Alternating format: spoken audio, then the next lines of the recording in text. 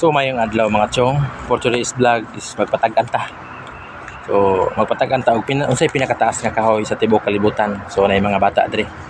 Itong premium kwenta. Kaya harong nasilingaw ang mga bata. So dong, dali ko mo diri. Nga bay, kita magtang kuya.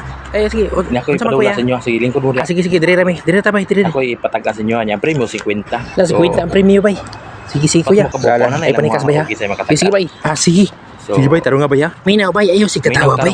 So sige unsay kuya. pinakataas nga kahoy sa tibuok kalibutan? Go. Binunga, ipil-ipil, payabas, buongon, lubi, madre kakao, Pila lang, isa-isa lang kay para di ta malibog. Ilang, ikaw na. binunga, ipil-ipil, hamahogan ni. Mali. Unsa man di kuya uy?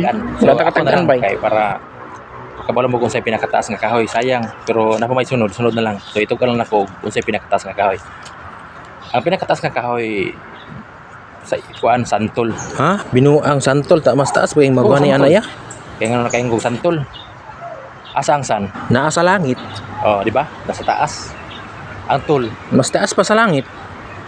pinakataas pa. Oo, pinakataas pa yun. So, ano yung pinakataas nga kahoy? Santol. Na, karon pa kuya ba? Santol ay pinakataas.